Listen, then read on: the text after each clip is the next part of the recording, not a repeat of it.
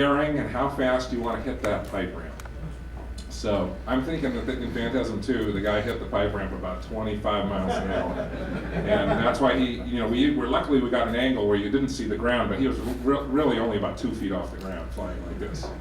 Now, in Phantasm 3, I don't know if anybody wants to, but I'll just tell the story. You can jump in anywhere. We had the dream of having someone like one of you be a stuntman who was a Phantasm fanatic. Oh, man. And he was not doing it for the money, he was doing it for the glory of being in a Phantasm movie.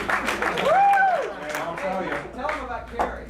Oh yeah, that's a cool story, because the man's name was Bob Ivey, and he had come to Hollywood to make it as a stuntman, but deep in his heart, he had started off, he was a Texas boy, and he was a horror geek. And he also had that quality that stuntmen have, which is that he just didn't bother him. He doesn't give a shit, is what it is, yeah. Now, being a director's job is to manipulate everyone to get the best performance possibly.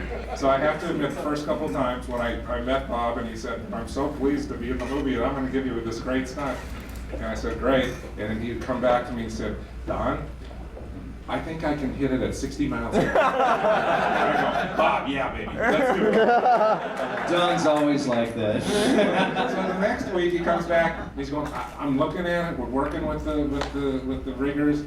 I think I could do it at 70. Yeah, Bob, that's it, man. This is going to be the stunt to end all stunts. And I'm like lying awake at night a couple nights later just thinking, what the hell am I doing? Send this guy to his death.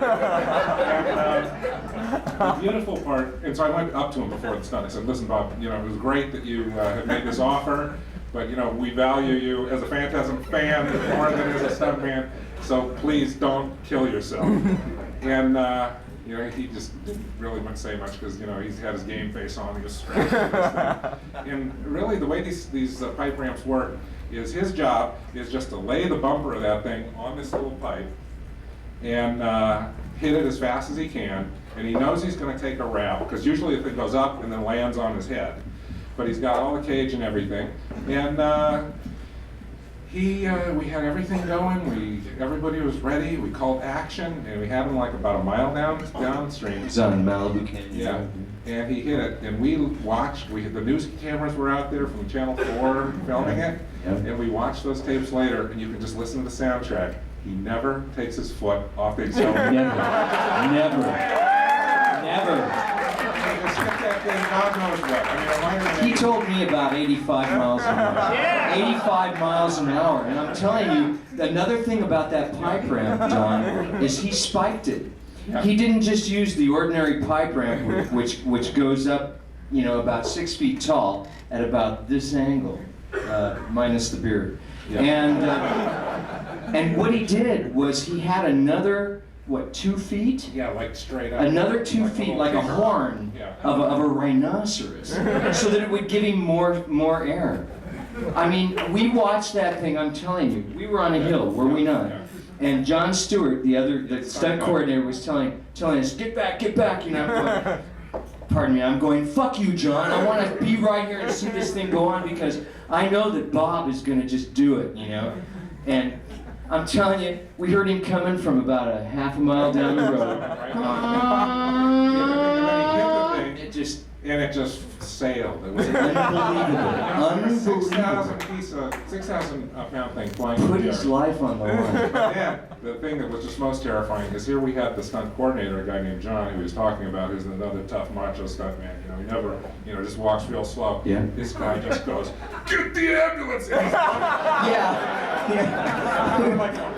We were sick, man. I mean, I'm telling you, it's like pit of the stomach thing. And we dragged Bob out. He was completely out cold. We thought he was dead. He was pale. Yeah, he was white Yeah. as shit. And they dragged him over, and we brought him back, and we set him up in a chair, and he's sitting there, and he kind of came around, and he's all and he goes, did I do good? This is the greatest stunt there ever was. And the guy who did, another man who we should talk about for Phantasm 3, did the awesome sphere stunts. His name's Kerry Pryor.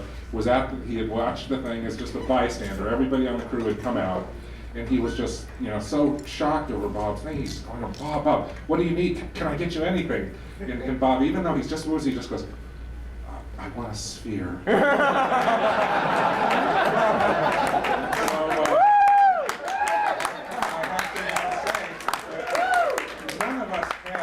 A nice, beautiful sphere in a plexiglass display No, case. I know of no one.